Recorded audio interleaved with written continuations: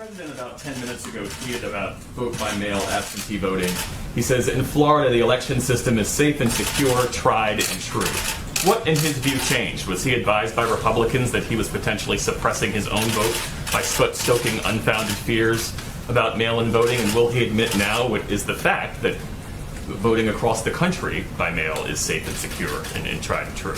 Well, the president has always said that absentee voting for a reason is different than mass mail-out voting like what Nevada is seeking to do, which leads to mass fraud. It's the same thing. And also, I'd refer you to the campaign on this, but there was a victory in Florida with regard to ballots. So I believe that's what he was referencing. Would refer you to the campaign for details on that. But he's been unmistakably clear that when you have this mass mail-out voting like what Nevada wants to do, the consequences are real.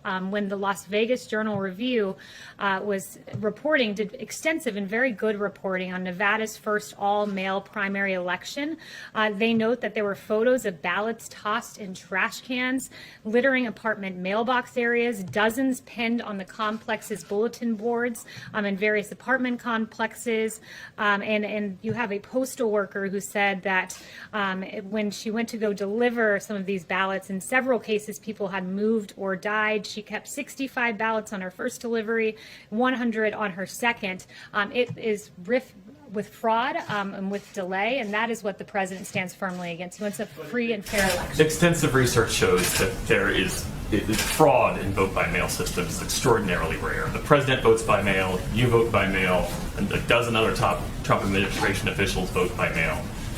So with regard to the absentee system, that's right, and there is ample evidence of fraud. I would point to the best example of this, and very recent, was May 12th, New Jersey's special election in Paterson, New Jersey, where 1 in 5 mail-in ballots were found to be fraudulent in the election. New Jersey officials were charged in that case, and resident Ramona Javier said this is corruption, this is fraud. There are 8 relatives and immediate neighbors she knows of listed as having voted, but who insist they never even received a ballot. There are ample examples of fraud, and we can get those to you more than just Paterson, New Jersey. Another question on a different issue. What can the administration tell us about the deadly explosion in Beirut? What led to it? So that was breaking as I came out. We're tracking it closely, and just rest assured that we're taking a very good look at that.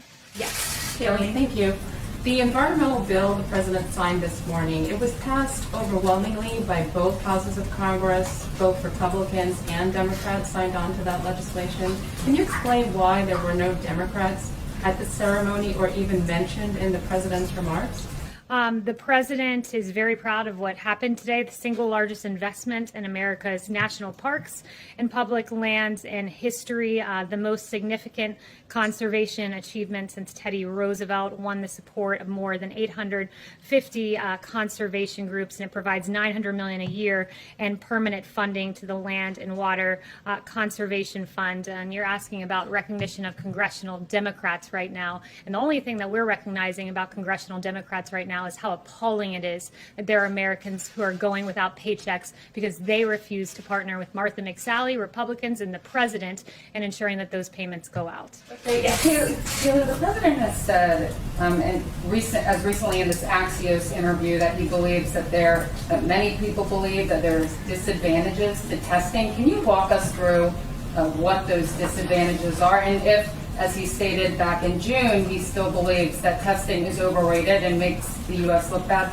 So I would know what the president refers to with regard to testing is that, the media doesn't often acknowledge that when you do the most testing in the world, lead the world in testing, that you do identify more cases. So that is what he refers to with testing, and he's made that point a few times.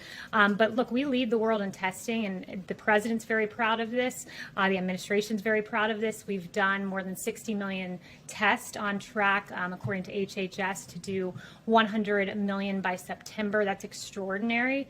And when you compare that to the next highest number, India, in the ballpark of about 16 million tests, what we've done in this country is impressive. And the president's very proud of that effort. Do you still believe that testing in the U.S. is overrated?